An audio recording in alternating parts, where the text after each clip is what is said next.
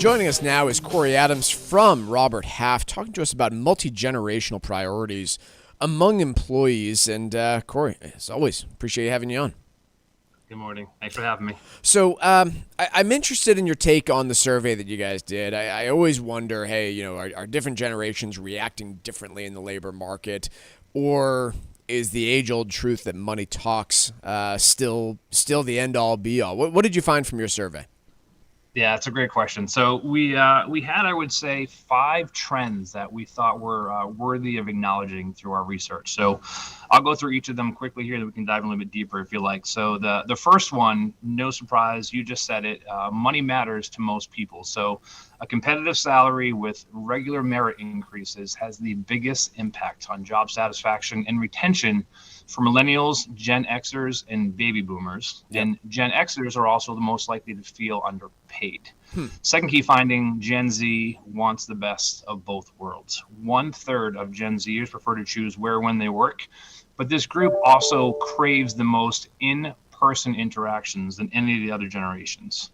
Third key finding, and we might dig into this a little bit more this morning because this comes up quite a bit, has to do with AI. So artificial intelligence is on workers' minds. So 78% of Gen Zers are concerned about AI impacting their job versus 48% of millennials, 40% of Gen Xers, and then only 27% of baby boomers. And then the last 2 key findings, contracting is actually attractive to younger workers. In fact, half of Gen Z professionals who are looking for a new job this year are interested in full-time contract work. And then the last one would be, this is interesting, the deal breakers are actually similar across all generations. So although it's not in the same order, all generations rank the lack of salary transparency, unclear, unresponsible job opportunities, and then poor communication with the hiring manager amongst the top reasons to withdraw from consideration for an open role.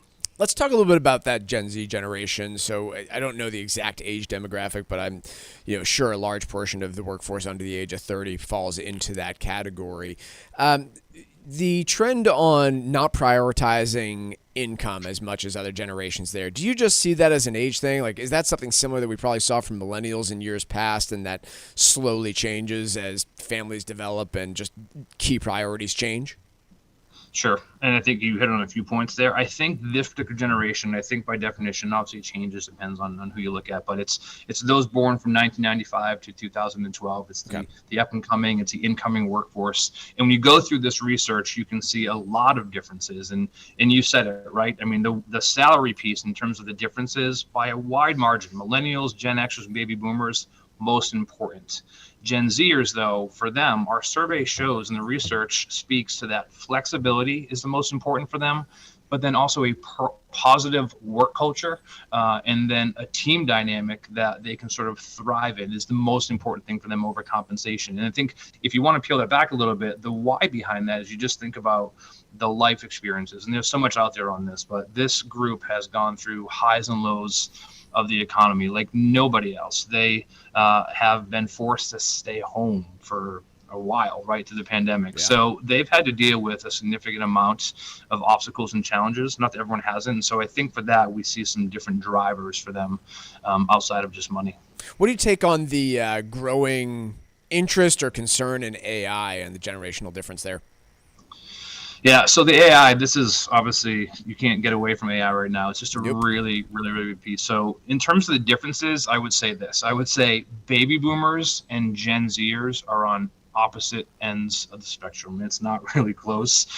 The baby boomers are the least worried about it, but they're also the least prepared for it. And the Gen Zers, on the other hand, are the most concerned about AI impacting their job. But this group is also the most willing to undergo training to reskill for a new job in the current company as opposed to looking elsewhere. And so the big thing we're seeing too in terms of like some commonalities with AI, the workers across all generations ultimately would certainly rather go a retraining or an updated training in order to kind of level up their skill in their current company, because no one wants to obviously leave where they are to go and find something else because of AI.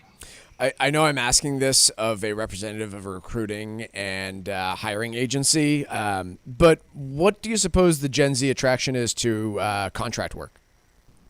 Yeah, so it's funny, and even I referenced it in the beginning. It's really attractive for this group, and I think there's probably a number of reasons. But I think the reality is it's still a challenging job market right now, and so I think there's just this propensity to sort of get their foot in the door of a company.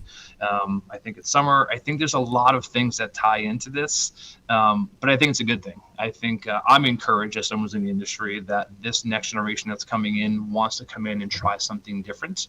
And then there's a whole value to the organization. But as an employee, a lot of this generation is trying to figure out what they want to do, what they don't want to do. And contracting is a great way to figure it out.